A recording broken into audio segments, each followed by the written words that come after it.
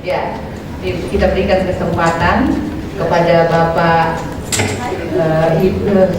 Saifuddin Ibrahim. Saya juga agak silakan. Kita sambut Bapak Saifuddin Ibrahim. Silakan Bapak. Waktunya 15 menit dari sekarang. Assalamualaikum warahmatullahi wabarakatuh. Waalaikumsalam. In the name of Christ. Jadi salam damai itu hanya ada dalam Yesus. Di luar Yesus tidak ada damai. Amin. Suami istri aja berantem, anak dengan bapak bunuh-bunuhan, tetapi dalam Yesus sumber segala damai. Amin. Maka Yesus disebut Raja Damai, Raja Shalom. Amin. Amin. Amin. Ya, itu nomor satu. Saudara-saudara, saya berterima kasih kalau boleh diundang untuk jadi pembicara dalam kesempatan ini. Ini sudah berabad-abad debat Muslim dan Kristen, dan seolah-olah nggak ada yang menang, nggak ada yang kalah. Maka diulangi lagi tahun ini. Mohon maaf Pak, saya salah. Kepada semua audiens, mohon maaf, handphonenya tolong dimatikan atau di silent karena sangat mengganggu. Ya, terima kasih. Lanjut Pak. Ya, saya dari Muslim 41 tahun hidup sebagai orang Islam. Saya mengerti Quran, saya belajar Usuluddin, semua agama saya pelajari. Surat Al-Fat ayat 6. Wa idza qala Isa ibn Maryam ya bani Israil inni rasulullah ilaikum musaddiqan lima baina yadayya min at-Taurat wa mubashshiran bi rasulin ya'ti min ba'di ismuhu Ahmad. Ingatlah ketika Yesus Kristus Isa Al-Masih berkata kepada kaumnya, hai Bani Israel, aku adalah utusan Allah kepada kamu membenarkan Taurat. Dan saya memberitakan kabar gembira akan datangnya Nabi setelah aku namanya Ahmad. Dan seterusnya saya cari sendiri. Yang Kristen juga cari sendiri. Banyak Al-Quran di seluruh toko buku Islam. Setelah saya jadi Kristen, saya buka Injil, tidak ada satu ayat pun Yesus ngomong seperti itu. Penasaran saya. Berarti Al-Quran ini membingungkan saya. Termasuk saya banyak belajar, apakah Muhammad itu Nabi? Ketika orang-orang Nasrani dan Kristen bertanya kepada Muhammad, kalau kamu Nabi, tunjukkan saya dong bukti kalau kamu Nabi, sebuah mukjizat. Tetapi ada 5 ayat dalam Al-Quran mengatakan, ya tentang mukjizat itu katakanlah dari Allah. Dan saya termasuk orang-orang yang menunggu seperti kamu baca 5 ayat dalam Al-Quran. Muhammad tidak punya mukjizat. Kalau dalam Al-Quran yang tidak ada di dalam Injil, Yesus membuat burung dari tanah liat ditiup terbang. Muhammad saya minta 1 lalat dibikin terbang. Enggak ada ayat 1 pun dalam Al-Quran. Sebenarnya bukan itu pembicaraan saya. Saya hanya meminta supaya ada mukjizat. Tidak ada bukti. Ketika orang-orang Nasrani bertanya, ya saluna kami ruh, orang Yahudi dan Nasrani bertanya tentang roh, Muhammad berkata, kulir roh min amri rabbi. Roh itu utusan Allah. Setelah saya baca Injil, ternyata bukan bertanya tentang esensi roh, tetapi hidup dalam roh. Bagaimana orang itu hidup dalam roh? Karena manusia itu jasmani dan rohani. Hidup dalam roh itu bukan berarti harus sujud sampai jidat hitam. Enggak. Adalah menyembah Dia dengan roh dan kebenaran. Mau pakai apa saja, telanjang pun sekali doa nggak apa-apa. Di dalam Islam kita sudah wudu, sentuh tangan dengan perempuan, batal wudunya. Itu bukan roh. Apakah kulit wanita itu bangkai? Sehingga kalau ini salah harus wudu ulang. Oke, saya lanjutkan. Ini kan hanya preambul pembukaan supaya panas semua. Karena dari tadi saya panasan Pak. Terutama guru saya ini sama Bu Gita itu panas dengan beliau itu. Dan tadi saya sudah ajak dia panco. Mari kita panco, karena panco ini akan membuktikan kita menang di debat nanti. Saya kalah.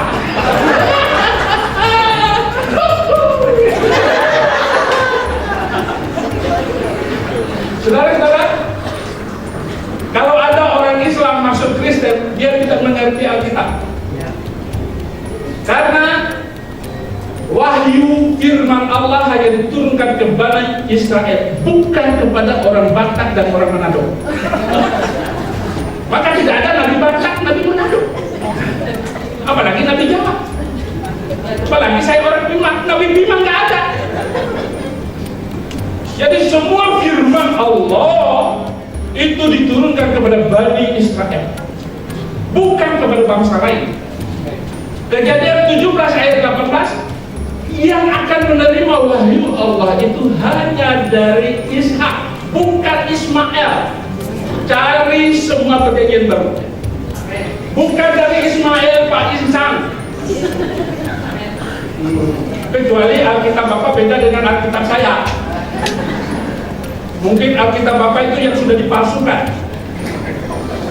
Allah tidak pernah mempercayakan firman-Nya kepada bangsa Arab, dan firman-Nya hanya dipercayakan kepada Bani Israel.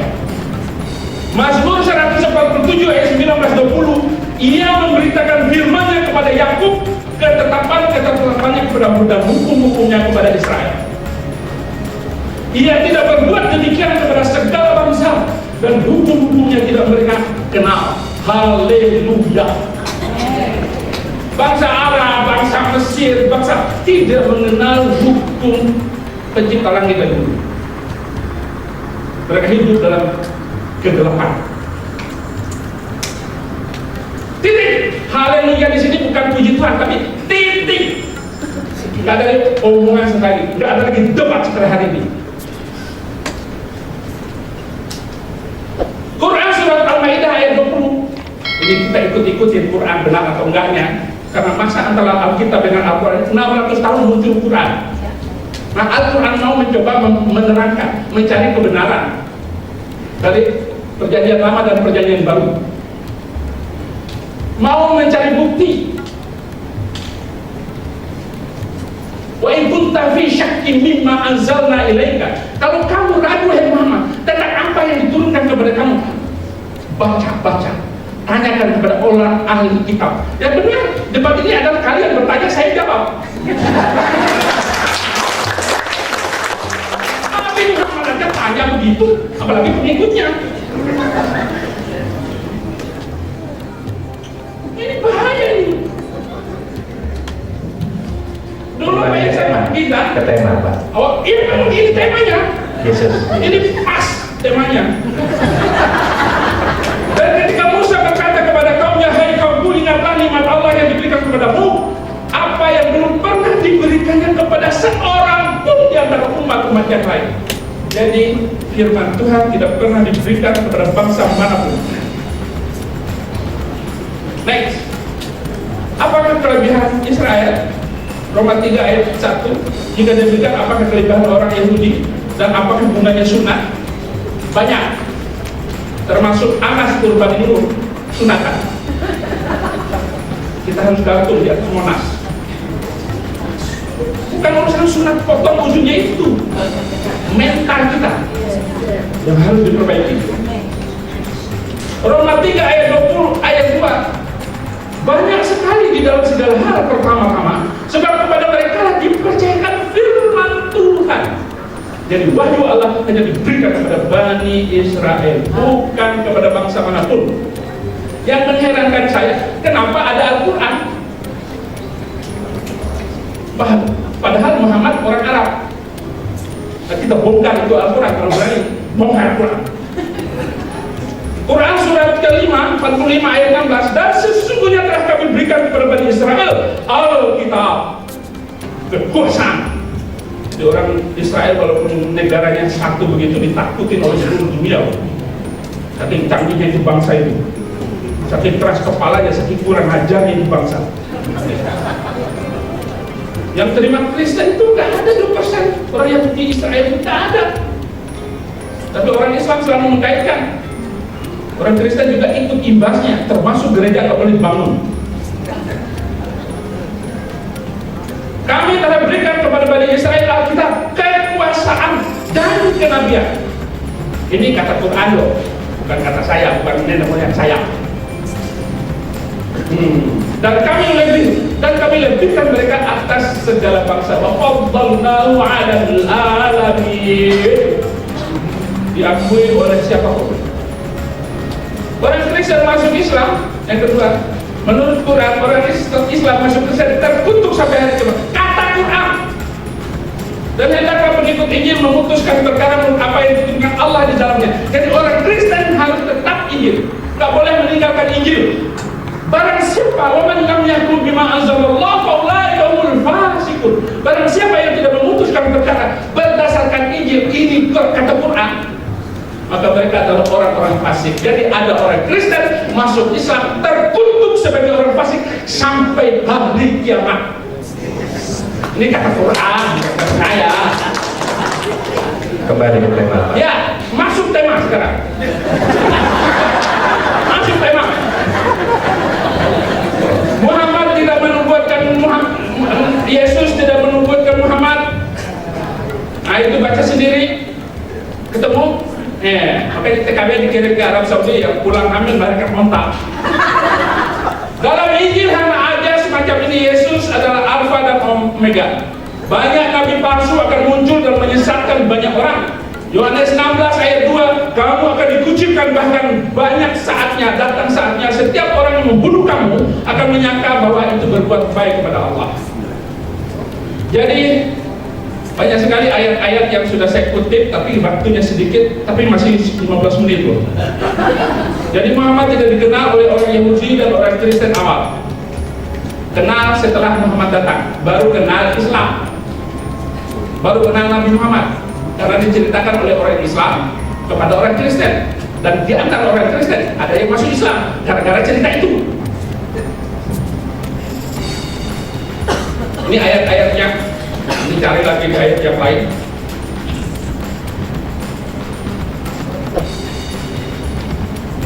Isa Al-Masih dalam Al-Quran,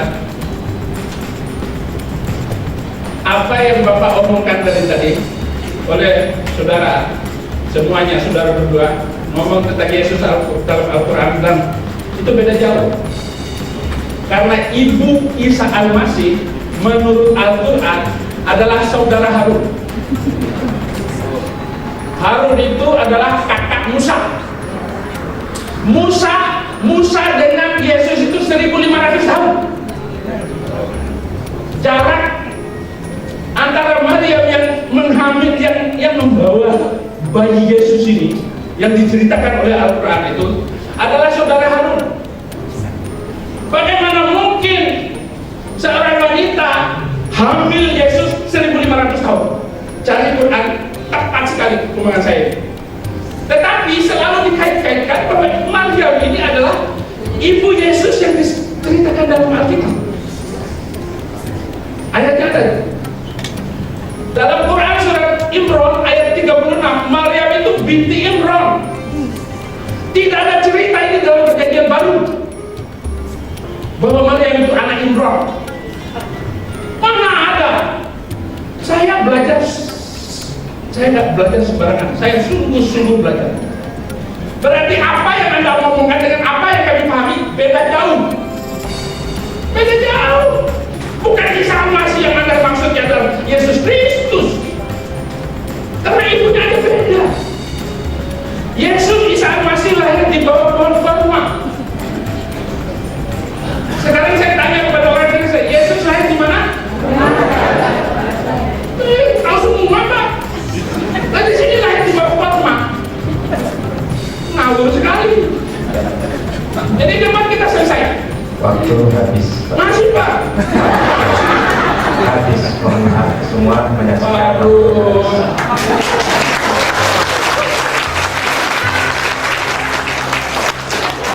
Baik, untuk pembicara yang ketiga dari Muslim, silahkan Bapak Insan RS Mokokinta.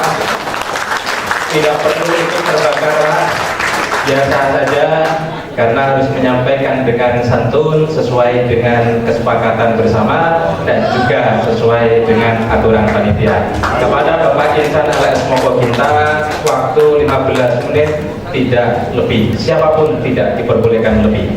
Kepada Ustaz Insan LS Mokokinta dipersilakan. Bismillahirrahmanirrahim. Assalamualaikum warahmatullahi wabarakatuh. Alhamdulillahilladzi arsala rasulahu bil huda wa dinil haq liyuzhira 'alad dini kullihi walau karihal musyrikun. Asyhadu an la ilaha illallah wa la syarika lahu wa asyhadu anna Muhammadan abduhu wa rasuluhu la nabiyya ba'da. Amma ba'd.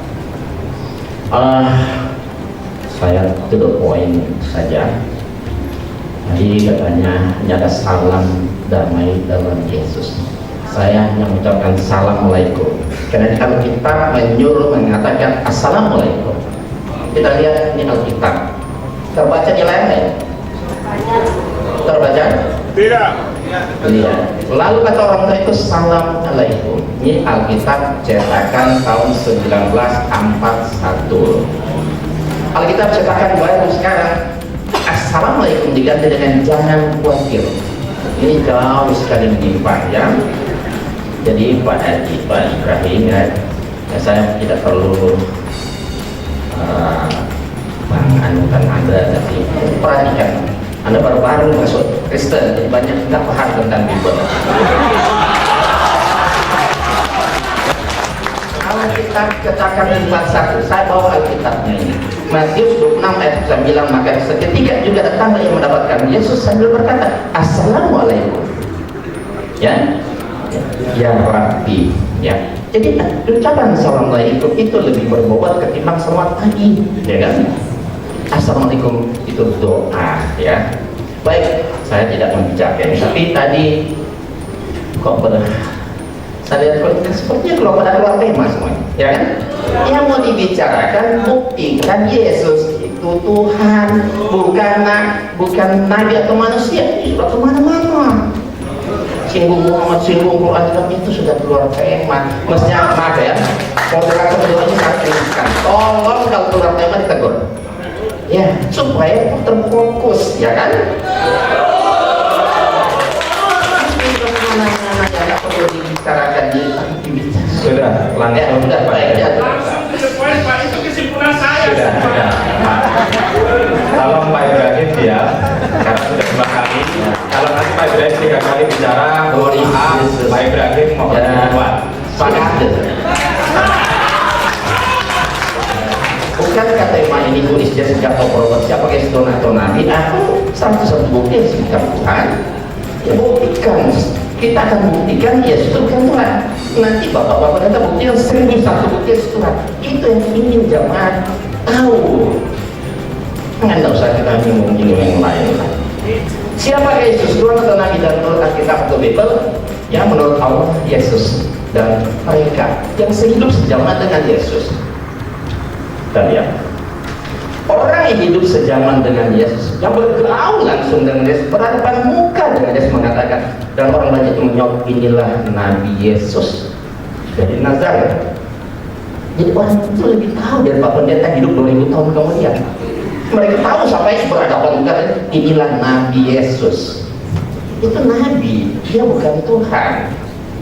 Saya akan fokus, saya hanya menggunakan Alkitab, saya tidak mau menggunakan Quran. Sesuai saat konsisten dengan temanya ya. Menurut Alkitab. Katanya kepada mereka, apakah itu? Jawab mereka, apa yang terjadi dengan Yesus orang Nazaret? Dia adalah seorang nabi.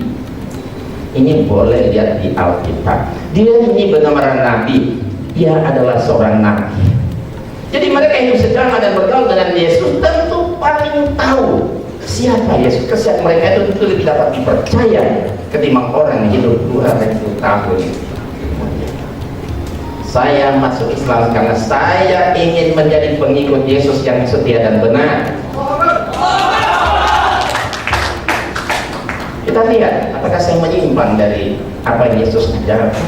Saya bangga dengan keislaman saya. Saya telah menjadi pengikut Nabi Muhammad, tapi sekaligus saya tidak meninggalkan Yesus. Karena Yesus Nabi Isa, Nabi kami yang sangat kami muliakan. Tidak mungkin ajaran Nabi Isa alaihissalam bertentangan dengan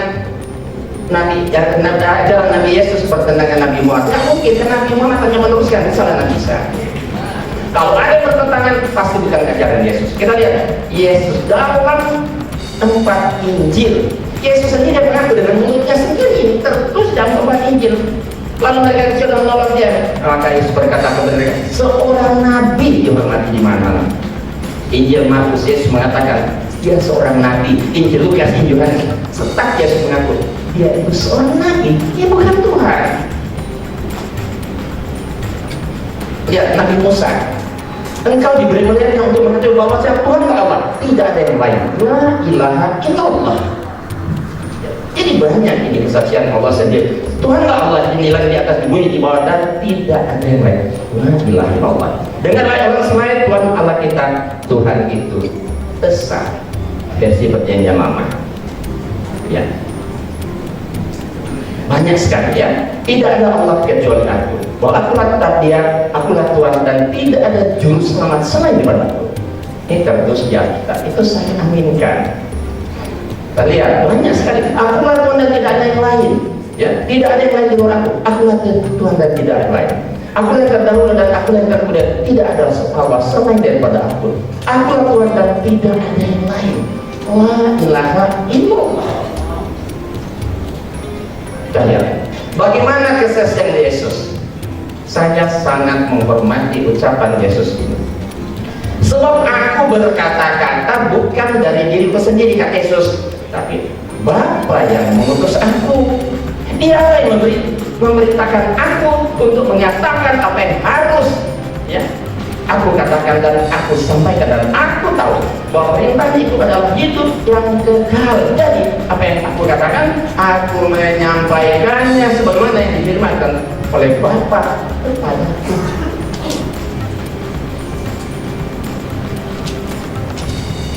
Kita perhatikan Alkitab cetakan baru, cetakan lama, dan bahasa sehari-hari. Yohanes 17. Ini Yesus mengajarkan 2 kalimat syahadat, syahadatain. Yesus sendiri bersaksi, inilah hidup yang kekal, bahwa mereka mengenal Engkau satu-satunya Allah yang benar, dan mengenal Yesus Kristus yang telah Engkau utus. Yesus mengaku dengan jujur dan polos, Allah itu satu-satunya dan dia hanya diutus. Asyhadu an la ilaha illallah wa asyhadu anna Isa rasulullah. Mestinya kan begitu. Inilah 2 kalimat syahadat syahadatain. Pertama, kata Yesus, yang benar Allah itu satu dan dia hanya seorang utusan. Cetakan lama, inilah yang kekal, itu supaya mereka mengenal Engkau Allah yang esa dan benar, dan Yesus yang telah Engkau suruhkan itu. Bahasa Indonesia sehari, inilah hidup yang sejati dan kekal, supaya orang mengenal Bapa satu-satunya Allah yang benar, dan mengenal Yesus Kristus yang diutus oleh Bapa. Jadi setiap mengaku diutus oleh Tuhan pasti seorang utusan Tuhan. Yesus mengaku diutus Tuhan, berarti Yesus bukan Tuhan. Itu mudah sekali kan kesimpulannya. Makanya saya menulis buku, nanti bisa dilihat di depan, dan 101 bukti sesuai dengan firman Yesus bukan Tuhan. Itu ada di depan bukunya ini. Maka berkatalah Yesus, "Dengarlah iblis, sebab tertulis engkau harus menyembah Tuhan Allahmu, dan hanya kepada Dia saja engkau menyembah." Iblis saja Yesus menyuruh menyembah itu hanya kepada Allah. Kita lihat Markus 12 ayat 28-29. Pasal 12 ayat 28-29. Ini Yesus sedang bersoal jawab dengan orang Saduki. Didengar oleh ahli Taurat. Mereka bertanya, ya, seorang ahli Taurat yang mendengar Yesus dan orang Saduki bersoal jawab dan tahu bahwa Yesus memberi jawab yang tepat kepada orang itu, datang kepadanya. Mereka bertanya kepada Yesus, hukum mana yang paling utama? Jawab Yesus, hukum yang terutama, dengarlah hai orang Israel, Tuhan itu Allah kita, Tuhan itu saya. Berarti Tuhan itu Allah kita, termasuk Allah Dia. Tuhan itu esa, esa berarti satu, bukan dua, bukan tiga. Kan Yesus tidak mengatakan dengarlah hai orang Israel, Tuhan itu aku, enggak. Tuhan itu Allah kita, termasuk Allah Dia. Ahli Taurat yang mendengar Yesus sedang berdialog dengan ahli Taurat, mengaminkan ucapan Yesus itu. Apa kata ahli Taurat? Tepat sekali guru, Benar katamu itu, bahwa dia esa dan bahwa tidak ada yang lain kecuali dia. La ilaha illallah. Kenapa kita tidak mau aminkan ucapan Yesus? Bukan ahli Taurat ini orang yang paling tahu siapa Yesus, dia berhadapan langsung dengan Yesus, dia sendiri mendengar dengan kuping dia sendiri kesaksian Yesus bahwa Tuhan itu adalah Tuhan itu esa. Di dalam Al-Quran ada, tapi saya tidak mau menggunakan Quran. Bagaimana Yesus mengaku dapat menyembah itu hanya kepada Allah yang dia sembah. Saya tidak konsisten, komitmen. Saya tidak akan menggunakan Quran. Ya, segala firman yang kau sampaikan kepadaku, kata Yesus, telah aku sampaikan kepada mereka, dan mereka menerimanya. Mereka tahu benar-benar bahwa aku datang daripadamu, dan mereka percaya bahwa engkau yang telah mengutus aku. Ya benar, Yesus itu seorang utusan, bukan Tuhan. Dan kalau aku menghakimi, maka penghakimanku itu benar, kata Yesus. Sebab aku tidak seorang diri, tapi aku bersama-sama dengan Dia yang mengutus aku. Saya aminkan ucapan Yesus, saya amalkan apa ucapan Yesus ini. Terus Yohanes 5 ayat 30. Kita baca nggak di layar? Oh iya, aku tidak dapat berbuat apa-apa atas diriku sendiri. Aku menghakimi sesuai dengan yang aku dengar, dan penghakiman pun adil, sebab aku tidak menuruti kehendakku sendiri, melainkan kehendak Dia yang mengutus aku. Kalau Yesus itu Tuhan, masa Tuhan nggak bisa berbuat apa-apa? Masa ada Tuhan nggak bisa mengikuti, menuruti kehendaknya sendiri? Kenapa? Karena dia bukan Tuhan, dia hanya seorang utusan. Nah, wajar kalau Yesus tidak bisa berbuat apa-apa, tidak bisa menuruti kehendaknya sendiri, karena dia bukan Tuhan. Manakala Yesus dijadikan Tuhan, ini menjadi tidak wajar. Masa ada Tuhan yang tidak bisa berbuat apa-apa? Masa ada Tuhan tidak bisa menuruti kehendaknya? Nah, jadi di sini setiap yang tidak bisa berbuat apa-apa atas dirinya sendiri pasti bukan Tuhan. Yesus tidak bisa berbuat apa-apa atas dirinya sendiri, berarti Yesus bukan Tuhan. Setiap yang tidak bisa menurut kehendaknya sendiri, berarti pasti bukan Tuhan.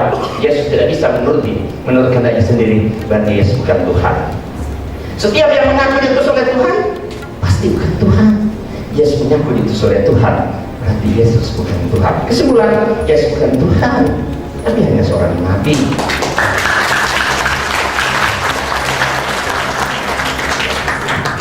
Lima menit lagi. Ya, 2 menit. Yesus ketakutan kepada malaikat. Markus 22 ayat 43-44. Maka seorang malaikat dari langit menampakkan diri kepadanya untuk memberi kekuatan kepadanya. Ia Yesus sangat ketakutan, maka ia semakin bersungguh-sungguh berdoa. Peluhnya menjadi seperti titik-titik yang darah yang jatuh ke tanah. Kalau Yesus Tuhan, masa ada Tuhan menerima kekuatan dari malaikat? Masa ada Tuhan ketakutan sama malaikat? Masa ada Tuhan bersungguh-sungguh berdoa saking takutnya bahkan keluar seperti keringat darah? Ini menunjukkan ketakutan yang amat sangat. Tapi manakala seorang nabi, rasul, manusia, utusan Allah, wajar kalau dia ketakutan. Tapi kalau dia dijadikan Tuhan atau Allah, ini menjadi tidak wajar. Tapi banyak orang Kristen mengatakan, wah itu kan takut kan manusianya. Kan Yesus 100% Tuhan, 100% manusia. Kalau Yohanes 14:1 mengatakan, aku dan Bapa adalah satu, kata Yesus. Nah pada saat Yesus ketakutan, Tuhannya kemana? Cabut dulu, keluar dulu. Nggak mungkin kan? Jadi setiap yang menerima kekuatan dari malaikat pasti bukan Tuhan. Yesus menerima kekuatan dari malaikat, Yesus bukan Tuhan. Setiap yang ketakutan kepada malaikat Tuhan pasti bukan Tuhan. Yesus ketakutan kepada malaikat Tuhan, berarti Yesus bukan Tuhan. Setiap yang bersungguh-sungguh berdoa kepada Tuhan pasti bukan Tuhan. Yesus bersungguh-sungguh berdoa kepada Tuhan, berarti Yesus bukan Tuhan. Setiap yang mengeluarkan seperti keringat darah saking takutnya kepada Tuhan, kepada malaikat, pasti bukan Tuhan. Yesus mengeluarkan seperti keringat darah saking takutnya kepada malaikat, berarti Yesus bukan Tuhan. Jadi sekalian, kalau kami masuk Islam bukan karena kami kata apa tadi? Katanya Waktu habis. Ya, justru kami masuk Islam karena kami ingin menjadi pengikut Yesus yang benar dan Waktu habis. Bapak Insan Nurudin, Yesus tidak pernah ketakutan terhadap malaikat. Yesus ketakutan menghadapi maut ketika dia jadi manusia, karena itu kodrat kemanusiaan. Ya. Lalu yang saya ingin katakan, malaikat datang memberikan kekuatan kepada dia dalam keadaannya sebagai manusia. Hanya ada 4 sorotan teman-teman dari mualaf ini. Saya sudah ikuti puluhan DVD debat, hanya berkutat pada 4 saja titik serang. Kalau mau dibilang target anak panah itu ada 4. 1. Yesus statusnya sebagai anak Allah. 2. Yesus statusnya sebagai Mesias atau Kristus. Ya. Lalu Yesus sebagai utusan Allah. Ya. Lalu Yesus sebagai nabi, penyambung lidah Allah. 4 inilah yang paling banyak menjadi titik serang bagi rekan-rekan mualaf ini untuk mengatakan, menunjukkan seolah-olah bukti di Alkitab bahwa Yesus itu hanyalah manusia, karena dia gelarnya anak Allah, bukan Allah. Dan kami bantah, Pak, di dalam ajaran Kristen yang sejati berdasarkan Alkitab tidak ada istilah Allah anak. Itu plesetan teologis. Ya, jadi kalau bicara konsep ini kita tidak kenal, karena kalau Alkitab bicara anak Allah, bukan Allah anak. Ya, dan ini juga menjadi titik serang. Itu sebabnya kita harus back to the Bible secara murni dan konsekuen. Nah, apa yang dikatakan oleh saudara-saudara kita, rekan-rekan Muslim ini, itu benar. Semua sorotan buku Pak Insan 101 bukti di Alkitab bahwa Yesus bukan Tuhan, itu betul. Betul. Orang Manado bilang, tapi ada DP Mar. Betul, tapi gitu. Soalnya beliau Manado ini. Ya, sama-sama Manado, bro. Ya. Jadi kalau kita bicara ada tapinya apa? Pak Insan hanya mampu melihat setengah kebenaran dari Alkitab, tidak sepenuh kebenaran. Mungkin karena Pak Insan terlalu mengandalkan soal pikirannya, logikanya, dan pengandalan kekuatannya sendiri untuk dapat mengerti Alkitab, dan tidak belajar bergantung kepada Allah sumber hikmat itu, sehingga tidak bisa melihat dua belahan kebenaran. Dia hanya melihat sebelah saja. Yesus hanya sebatas manusia, tetapi dia tidak mampu melihat Yesus sebagai Tuhan dan Allah, karena tidak dianugerahkan yang disebut dengan apokalipsis atau pewahyuan atau pembukaan itu. Bagian saya secara quote and quote, 101 bukti di Alkitab Yesus Kristus bukan Tuhan versus 1001 bukti di Alkitab Yesus adalah Tuhan dan Allah. Ayat pertama, munculkan dulu ini. Kalau Anda lihat di slide, ini sebuah pertanyaan besar dari zaman ke zaman. Who Jesus really is? Siapakah Yesus itu sesungguhnya? Saya mau kasih tahu, pertanyaan ini sebenarnya yang pertama kali meluncurkan adalah Yesus sendiri, bukan orang. Ketika Yesus berjalan bersama-sama di daerah Kaisarea Filipi, di tengah zaman Yesus bertanya kepada murid-muridnya, menurut kata orang, siapakah anak manusia itu? Lalu ada yang lapor, ada yang bilang Yeremia, ada yang bilang Elia, ada yang bilang salah satu dari nabi. Yesus bertanya kedua kalinya dengan pertanyaan yang sama, tetapi apa katamu? Siapakah aku ini? Kalau tadi pertanyaannya lebih sifat general, sekarang lebih spesifik. Itu kata orang. Tapi apa katamu yang mengikut aku?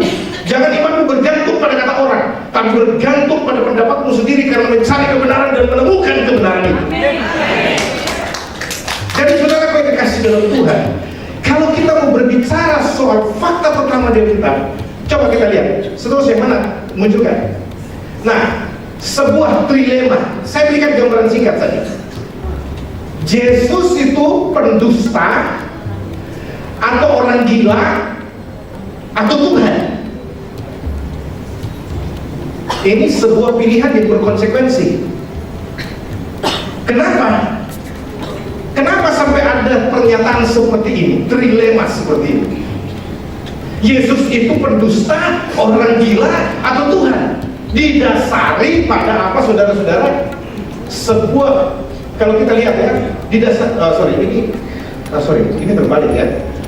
Nah, didasari pada ini, sebuah pengakuan kontroversial yang keluar dari mulut Yesus sendiri, sekaligus menyanggah pelayan saya Ustadz Nababan, ya, yang mengatakan bahwa Yesus tidak pernah bicara dari mulutnya sendiri bahwa dia Tuhan. Berarti selama jadi Kristen belum pernah baca ayat itu, atau baca meleset, nggak lihat.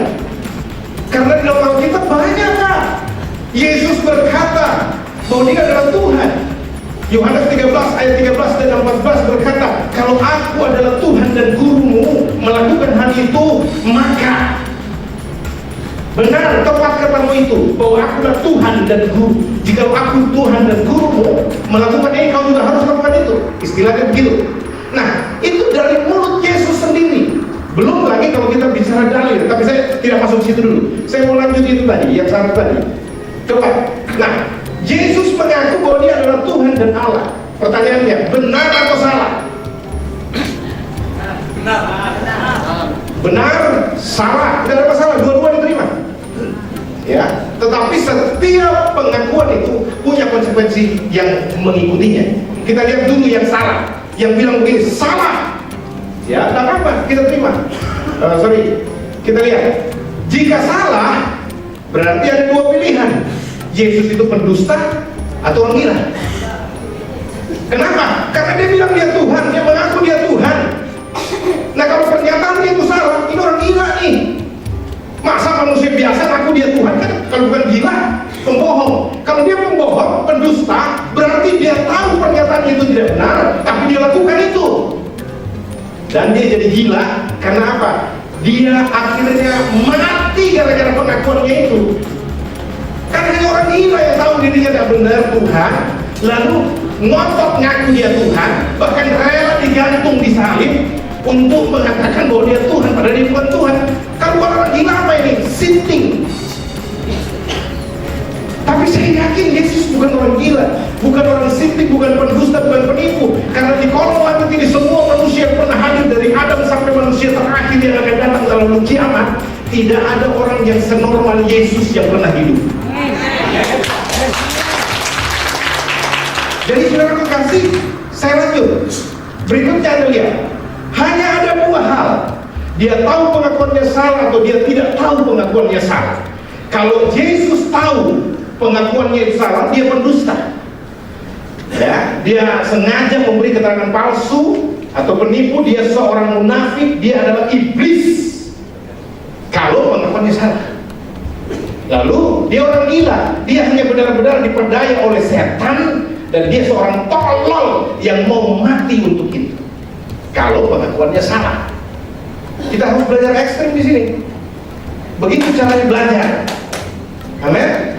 Coba Anda lihat berikutnya. Tapi jika pengakuannya benar bahwa dia itu adalah Tuhan, hanya ada satu hal. Ya, bahwa memang betul dia Yesus itu adalah Tuhan dan Allah. Dan kalau dia betul-betul Tuhan dan Allah, hanya dua pilihan konsekuensi, yaitu engkau harus menerima atau engkau menolak dan binasa. Karena kita bilang siapa yang menerima dia pasti selamat. Salah satu buku Tak Insan Moko Ginta yang pertama, 11 pertanyaan mustahil Kristen bisa menjawab. Bro, sudah dijawab dengan tuntas, CD-nya sudah disediakan. Dan tinggal tunggu 100 juta dan BMW 30 miliar.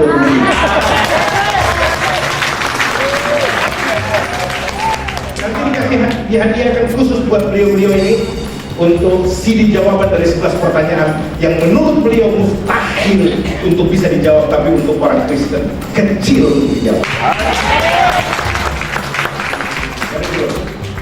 Nah, ini kita lihat kembali, saudara-saudara. Saya lanjutkan. Ada dua ayat yang betul-betul kita harus lihat. Tapi sebelum ini, saya minta secara cepat saja Yesaya 9 ayat 6 di dalam teks Yesaya 5 atau 6, Yesaya 9 ayat 5 dan 6. Di situ dikatakan begini, bahwa seorang anak telah lahir, seorang putra telah diberikan, lambang pemerintahan ada di atas bahunya, dan namanya disebut orang penasihat ajaib, Allah yang perkasa, Everlasting Father, Bapa yang kekal, and Prince of Peace, Raja Damai. Nah, Anda coba lihat dulu, ya. Yesaya tidak sedang mabuk. Yesaya ada dalam pengurapan roh penuh, sehingga tidak mungkin dia salah bicara. Waktu dia berkata, seorang anak telah diberi, diidentifikasi anak itu dari keturunan Daud adalah putra. Seorang putra telah dianugerahkan. Dan di dalam kalimat ayat itu juga dikatakan, putra yang lahir ini, anak yang lahir dari keturunan Daud ini, tidak lain dan tidak bukan adalah the Almighty God, Allah yang perkasa, and Everlasting Father, Bapa yang kekal. Pertanyaan dari saudara-saudara kita mualaf ini, bagaimana mungkin? Pak Yudi tadi berkata, bukan soal bagaimana mungkinnya, saya setuju. Bagi Allah tidak ada mustahil, dia bisa jadi apa saja. Tapi pertanyaannya, kenapa Allah menjadi manusia? Kalau Anda pencinta semut, Anda lihat semut-semut yang proaktif, berderet-deret, berbaris, bekerja. Tapi kemudian ada anak-anak nakal yang datang dan mulai mengobrak-abrik semua tanaman. Lalu semut-semut itu terancam untuk diinjak-injak. Lalu Anda pencinta semut berkata, semut-semut ayo pinggir, aduh pinggir. Semut itu sekalipun Anda keluar tenggorokannya, itu tidak akan pernah mendengar dan mengerti Anda. Anda punya maksud mau menyelamatkan dia, tapi dia tidak akan mengerti bahasa Anda. Lalu bagaimana supaya semut-semut ini diselamatkan? Tidak ada cara lain, Anda harus jadi semut. Anda dan saya adalah manusia yang terjatuh dalam dosa dan kehilangan kemuliaan Allah dan terputus dari Allah. Akal sehat kita tidak mampu lagi mengerti karya Allah dan tidak mengerti lagi bahasa Allah. Tetapi Allah begitu besar kasihnya. Ini yang dibilang menjadi manusia. Pertanyaannya, di mana ayatnya Allah jadi manusia, dan di mana nubuatan di Alkitab di Perjanjian Lama bahwa Allah sendiri yang datang? Saya kasih ayat. Mudah-mudahan dengan ini Pak Insan mau Ginta, Pak Yudi bertobat. Yesaya 63 ayat 8 dan 9. Yesaya 63 ayat 8 dan 9. Dikatakan di situ apa? Coba ditampilkan. Yesaya 63 ayat 8 dan 9. Ya. Kita baca dulu. Yesaya, jangan salah buka. 63 ayat 8 dan 9. Ya, dalam segala, ya ini kita baca. Dan bukankah ia berfirman? Ia di sini YHWH. Sungguh merekalah umatku, anak-anak yang tidak akan berlaku curang. Maka ia menjadi juru selamat mereka. Dari Perjanjian Lama, istilah juru selamat sudah diperkenalkan. Dan juru selamat ini adalah predikat bagi Sang Yahweh, Sang YHWH, Elohim, Sang Pencipta, Khalik langit dan bumi itu, mengenakan pada dirinya titel Sang the Savior, juru selamat itu. Dan saudara-saudara lihat, dalam segala kesalahan mereka, bukan seorang duta atau utusan, bukan oleh seorang ambasador atau messenger, dalam bahasa Arabnya rasul, bukan. Tetapi siapa yang datang menjadi penebus? Melainkan ia sendirilah. Ia sendiri, Tuhan Allah Pencipta itu sendiri yang datang untuk menebus dan menyelamatkan. Dan itu sebabnya ketika berita Natal itu berkata, hari ini telah lahir bagimu Kristus Tuhan di kota Daud. Menggenapi itu. Dan saya memberitahu kepada saudara, ya, tidak ada yang bisa bantah ayat ini bahwa dia sendiri yang datang. Pertanyaannya, di mana di Perjanjian Baru penggenapan ayat ini bahwa dia sendiri datang dalam rupa manusia dan diidentifikasi sebagai Yesus? 1 Timotius 3 ayat 16 berkata, begitu agung rahasia ibadat kita, dia yang menyatakan dirinya dalam rupa manusia. waktu habis. Yes. Waktu habis. Oke. Terima kasih. Tidak ada yang berbeda ibu dan manusia yang Tuhan Yesus. Amin. Tepuk tangan untuk semua pembicara kita.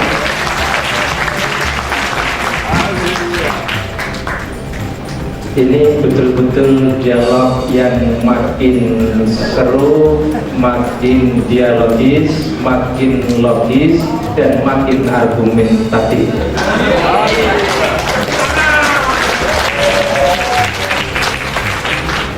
Seperti inilah yang sebenarnya kita harapkan.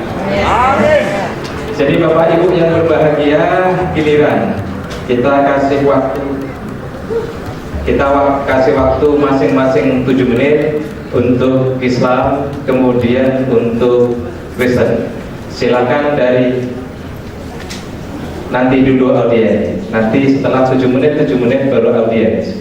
Kepada dari pihak Islam 7 menit. Silakan diambil oleh 3 orang, 2 orang, 1 orang. Otoritas waktu 7 menit untuk Muslim.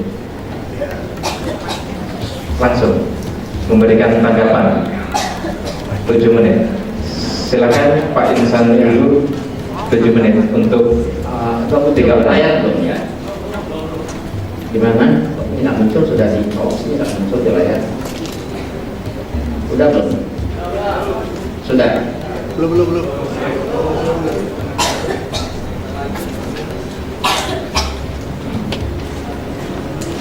Muncul? Mana nih panitia nih? Kok? Jadi jauh sana diputus dulu. Baik, Sudah. silakan. Ya. Kita melihat Yesus juru selamat ya.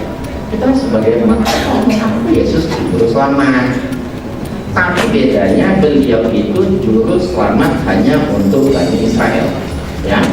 Sebagaimana kita lihat di sini. Dan dari keturunannya sesuai dengan telah dijanjikannya, Allah telah membangkitkan seorang juru selamat bagi orang Israel, yaitu Yesus. Berarti Yesus juru selamat tapi hanya untuk orang Israel, tidak untuk seluruh alam semesta. Ya.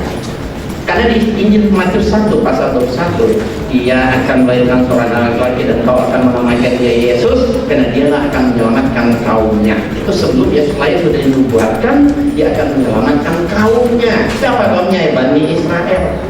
Ya, Injil Lukas pasal 1 ayat 31 sampai 33 sama. Dia akan melahirkan seorang laki-laki dan kau akan menamakan dia Yesus. Jadi dia akan menjadi juz, menyelamatkan umatnya dari dosa, dan dia akan menjadi raja atas kaum keturunan Yakub untuk selama-lamanya. Jadi Nabi Isa Yesus dia rasul tapi hanya untuk Bani Israel, tidak untuk seluruh dunia. Bahkan Yesus mengaku, aku diutus hanya kepada domba-domba yang hilang dari umat Israel. Matius 10 ayat 5 dan 6. Bagaimana Yesus menyuruh kepada 12 muridnya, silakan dakwah kemana saja, tapi Yesus wanti-wanti jangan menyimpang ke bangsa lain atau masuk ke kota orang Samaria, tapi pergilah kepada domba-domba yang hilang dari umat Israel. Kenapa? Karena memang dia juru selamat tapi hanya untuk orang Israel. Bahkan Yesus melarang memberitakan Injil ini di Indonesia. Di Indonesia termasuk negara dilarang oleh Yesus untuk diberitakan Injil. Bukan hanya Yesus, Roh Kudus pun ikut melarang. Kita lihat, mereka melintasi tanah Frigia dan tanah Galatia, tapi Roh Kudus mencegah mereka untuk memberitakan Injil di Asia. Dan setibanya di Misia, mereka mencoba masuk daerah Bitinia, tapi Roh Yesus tidak mengizinkan mereka. Pertanyaannya, Indonesia masuk Asia tidak? Masuk kan? Masuk. Berarti Indonesia termasuk salah satu wilayah negara yang dilarang oleh Yesus untuk memberitakan Injil, karena dia hanya seorang rasul Tuhan yang diutus hanya untuk Bani Israel. Kalau mau dibantai silakan, jangan bantah saya hanya mengcopy paste apa adanya ya. Saya bukan mau sombong, tapi mungkin ya saya punya Alkitab beratus-ratus tahun lalu saya punya ya. Saya punya banyak referensi ya, bukan saya asal ngomong ya. Nah, kemudian tadi juga ada Kata Pak Saifuddin Ibrahim, surat 3 ayat 171, Yesus menciptakan burung, dia tiup jadilah burung. Mana Muhammad menciptakan burung? Tidak, tapi bukankah di ayat itu Bapak pernah, beliau itu mengajarkan Quran, tahu bahasa Arab. Di dalam ayat itu Pak, ada tertulis biiznillah. Artinya apa? Atas izin Allah. Betul Yesus bikin burung dan dia tiup jadi burung, tapi biiznillah. Di ayat itu ada atas izin Allah. Kalau Allah kabulkan doanya, jadilah burung Yesus. Ya, seperti itu. Kemudian tadi beliau mengucapkan surat Al-Fat ayat 6 kan. Padahal bukan surat Al-Fat itu Pak, surat As-Sof gitu ya. Ya kan? Bukan surat Al-Fat itu.